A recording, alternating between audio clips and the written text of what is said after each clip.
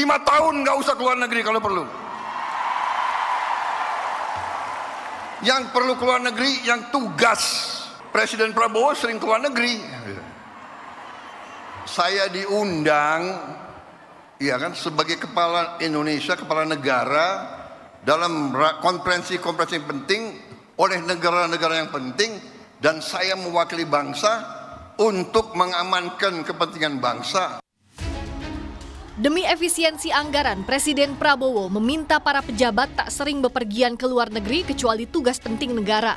Prabowo menyebut dirinya dinas ke luar negeri karena diundang sebagai kepala negara.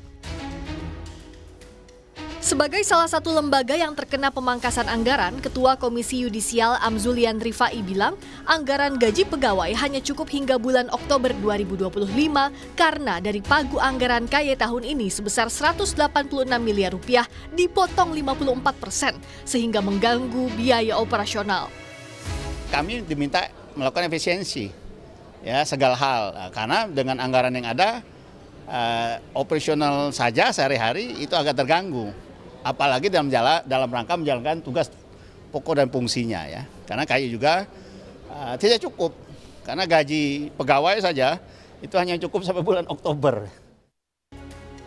Karyawan Lembaga Perlindungan Saksi dan Korban LPSK berunjuk rasa di gedung LPSK Ciracas, Jakarta Timur menolak pemangkasan anggaran LPSK hingga 62% senilai 220 miliar rupiah. Para pegawai menilai pemangkasan anggaran berdampak terhadap operasional LPSK termasuk kualitas perlindungan para saksi dan korban. Pemenuhan bagi saksi dan korban, ya. Ini perkiraan analisa kami sementara ini dengan anggaran yang sekitar 80 miliar tersebut mungkin hanya bertahan beberapa bulan, mungkin bisa hanya sampai bulan April atau Mei. Jadi, dan itu tentu kan akan merugikan hak saksi dan korban. Di tengah perintahnya untuk melakukan efisiensi anggaran, Presiden Prabowo menceritakan ada yang berupaya melawan kebijakan ini. Prabowo menyebut adanya raja kecil yang melawan, namun tak menyebut siapa yang dimaksud dengan raja kecil ini. Pengeluaran yang mubazir, pengeluaran yang alasan untuk nyolong, saya ingin dihentikan, dibersihkan. Ada yang melawan saya, ada. Dalam birokrasi merasa sudah kebal hukum, merasa sudah menjadi raja kecil. Saya mau menghemat uang itu untuk rakyat. Presiden Prabowo Subianto 22 Januari lalu menekan instruksi Presiden nomor 1 tahun 2025 tentang efisiensi belanja dalam pelaksanaan APBN dan APBD tahun 2025 dengan menghemat anggaran hingga 306,7 triliun rupiah. Istana melalui Menteri Sekretaris Negara menyebut sebagian dana hasil penghematan akan digunakan untuk memperluas jangkauan penerima manfaat program makan bergizi gratis. Tim Liputan Kompas TV. Bagaimana pemerintahan Presiden Prabowo menerapkan prioritas dalam efisiensi anggaran? Kita bahas bersama Ahmad Doli Kurnia, Wakil Ketua Umum Partai Golkar, dan Yunarto Wijaya, Direktur Eksekutif Carta Politika. Selamat petang semuanya. Selamat petang. Assalamualaikum warahmatullahi wabarakatuh. Bang Doli, tadi kata Presiden ada raja kecil yang melawan. Sebenarnya siapa yang dimaksud Presiden? Waduh, saya nggak paham itu raja kecil. Tapi kan tadi kalau di penjelasannya birokrasi, ya. Nah, memang mungkin soal efisiensi ini akan menemui tantangan, ya, bagi misalnya kalau ada birokrasi yang selama ini di dalam melihat program-program itu dalam tanda petik project gitu, ya. Nah, mungkin dengan adanya penghematan ini bisa jadi program-program yang selama ini sudah akan dilaksanakan, ya, sudah ada ditentukan siapa yang akan mengerjakan dan segala macam seterusnya, itu yang mungkin akan bisa jadi terganggu gitu. Tapi kalau untuk di kabinet sendiri yang Bang Doli ketahui, memang ada penolakankah sebenarnya ketika efisiensi ini diterapkan? Setahu saya tidak ada, ya, karena begini, ini kan instruksi presiden, sudah keluar instruksi presidennya. Saya kira tidak ada satu menteri pun atau satu lembaga pun yang selama ini menentang, ya, instruksi presiden. Ini instruksi presiden. Dan setahu saya sebelum ada perintah dihentikan kelanjutan tentang pembahasan anggaran di DPR, itu hampir semua kementerian sudah menyampaikan kepada komisi masing-masing. Mungkin tinggal beberapa kementerian saja. Dan misalnya kami di Komisi 2, saya di situ anggota Komisi 2, selama ini kita ya menerima, karena saya sering katakan ini instruksi Presiden. Dan kemudian masing-masing kementerian, masing-masing menteri sudah melakukan penyesuaian. Nah, DPR kan tugasnya cuma tinggal pengawasan saja. Karena APBN ini kan sudah diketok sebetulnya kan gitu. Jadi kita cuma mau lihat apa saja program-program yang memang tidak dilanjutkan, sehingga kita tahu dalam fungsi pengawasannya nanti tidak salah. Jangan sampai kita menganggap bahwa programnya masih misalnya katakanlah volumenya 10 gitu ya. Ternyata dengan efisiensi ini, dengan instruksi Presiden ini tinggal 50%, nanti kita dalam pengawasannya jadi kacau kan, kita anggap masih 100%, ternyata sudah 50%. Jadi sebetulnya cuma koordinasi seperti itu aja. Kita juga nggak bisa mengatakan di DPR menolak gitu ya. Karena kan yang paling instruksi Presiden itu harus disesuaikan oleh menterinya masing-masing gitu. Oke, Mas Toto, kalau tadi kata Bang Doli sebenarnya di kabinet nggak ada penolakan yang gimana-gimana, tapi artinya raja kecil yang dimaksud Presiden ke siapa dong? Menolak secara eksplisit pasti nggak berani, karena ini kan impres, instruksi Presiden sebagai kepala pemerintahan. Tapi saya pikir kan ada beberapa statement yang sifatnya mungkin hanya informatif, tapi kan di situ terlihat bahwa ada beberapa otokritik yang harusnya dilakukan oleh pemerintah. Semangatnya semua saya yakin setuju lah kalau kita bicara masyarakat secara umum mengenai efisiensi. Dan semua pemerintahan mencoba melakukan efisiensi. Tapi ada beberapa catatan kritis dari informasi yang diberikan tadi misalnya dalam contoh berita Kompas dari LPSK, lalu misalnya dari Komisi Yudisial misalnya. Yang pertama, apakah betul bahwa penyisiran yang dilakukan ini itu sudah, kalau saya gunakan bahasa yang sederhana deh, sudah masuk pada wilayah membuang lemak? Atau jangan-jangan ini dilakukan secara sepihak oleh Kementerian Keuangan dan kementerian terkait atau pihak istana, yang dibuang itu otot, yang dibuang itu tulangnya. Kenapa? Karena ada beberapa statement dari menteri atau wakil menterinya langsung. Misalnya tapi artinya pernyataan Presiden Prabowo itu konteksnya apa? Apakah memang artinya ada gejolak, sebenarnya ada penolakan, atau apa backgroundnya sampai Presiden menyatakan hal itu? Ya, Prabowo menyatakan secara eksplisit bahwa ada penolakan. Pertanyaannya adalah apakah kemudian penolakan ini harus digeneralisasi sebagai bentuk pembangkangan, atau seharusnya pemerintah juga melakukan refleksi diri. Jelas loh, Wamen PU mengatakan bahwa pemotongan anggaran akan berimplikasi pada pembangunan irigasi. Itu kan bukan lemak, itu otot, itu tulang. Ketika berbicara mengenai pendidikan dasar dan menengah, ada pemotongan anggaran. Ternyata sampai kemudian berpengaruh pada 9.000 sekolah yang harusnya dibangun. Apakah itu lemak? Tidak. Poin kedua, Mbak, ini kan masalah keadilan dan kesetaraan. Kalau ada 16 komponen dalam Impres nomor 1 2025 yang harus dipotong, kenapa kejaksaan tidak dipotong? Kenapa DPR tidak dipotong? Kenapa kepolisian tidak dipotong? Mereka semua memiliki 16 komponen yang seharusnya dipotong juga. Yang ketiga, pertanyaan mendasar, apakah kemudian adil bahwa karena program prioritas tertentu, misalnya MBG katanya akan ditambahkan 100 triliun, dari 71 triliun menjadi 171 triliun. Apakah kemudian harus mengorbankan kebutuhan mendasar yang lain? Ketika ingin membuat perut anak-anak kenyang, apakah kemudian kualitas sekolah atau kemudian hak bersekolah di tahun 2025 karena ada pembangunan yang dihentikan terkait dengan sekolah SMP, SMA, dan lain-lain, itu kemudian merasa adil buat masyarakat? Ini poin yang menurut saya harusnya menjadi pembahasan yang paling mendasar dibandingkan berhenti pada tahapan ada yang ingin memboikot, ada yang ingin membangkang, dan lain-lain. Dan saya berharap sekali ketika DPR melaksanakan fungsinya dalam konteks pengawasan, bukan hanya dalam konteks kemudian memposisikan dirinya sebagai bagian dari koalisi pemerintah yang berkuasa hampir 90% kekuatan dari DPR, tapi betul-betul bicara pada substansi seperti yang saya bahas tadi. Apalagi mungkin loh, Bang Doli, sorry ya, publik akan mengatakan DPR mungkin akan happy-happy aja nih karena anggarannya nggak akan beda dengan kementerian yang lain yang anggarannya dipotong. Nah itu gimana Bang Doli menanggapi itu? Menangkapkah juga keluhan-keluhan dari kementerian? Termasuk kan juga ada beberapa ASN, sampai ada dampak potensi PHK juga. DPR menangkap itu, bagaimana menyesuaikannya? Ya, itu yang kemarin saya sampaikan, bahwa memang di setiap kementerian harus ya dalam tanda petik pintar-pintar ya menyesuaikan gitu. Nah saya setuju, saya kira momentum momentum adanya instruksi dari pimpinan DPR kepada komisi-komisi untuk menghentikan sementara pembahasan anggaran ini, ya. Saya kira ini harus dijadikan momentum juga, ya, bagi pemerintah untuk melakukan konsolidasi ulang. Kalau bahasanya pimpinan DPR kan kita menunggu adanya perubahan apa terus konfigurasi ya soal keuangan yang ada di dalam pemerintah gitu. Nah, intinya adalah saya melihat begini ya, program atau instruksi presiden tentang efisiensi ini sebetulnya ini rekonsolidasi APBN ya, kan karena mungkin ada program-program prioritas menjadi bagian visi dari Pak Prabowo yang dulu waktu pada pembahasan APBN itu masih belum menjadi prioritas gitu misalnya. Atau lebih jauh saya bisa melihat bahwa ini adalah bagian dari transformasi APBN kita ya. Apa yang saya maksud itu adalah memang ada yang bilang ya selama ini postur APBN kita itu memang selama ini boros. Atau kalau pakai bahasanya Toto tadi banyak lemaknya gitu.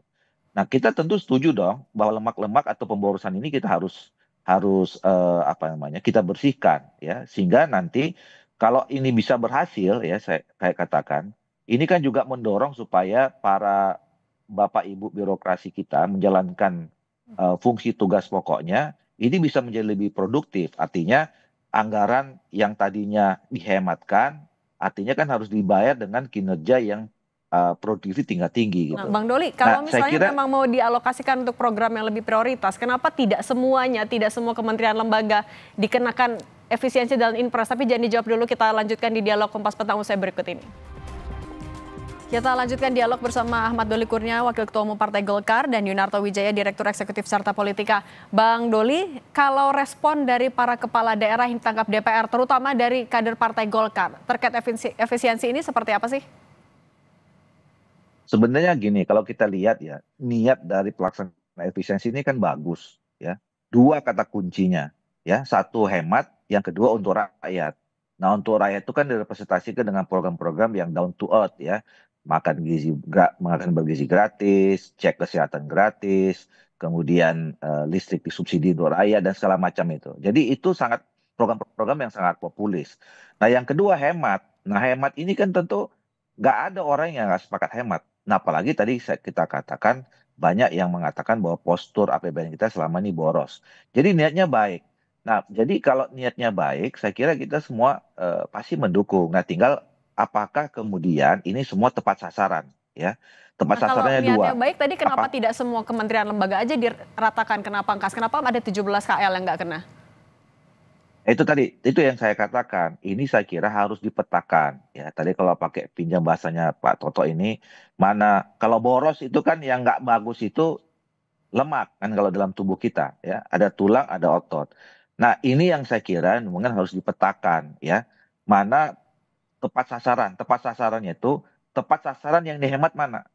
Nah yang kemudian harus kita tepat sasaran untuk dihemat itu adalah yang lemak-lemak tadi ini yang boros-boros ini.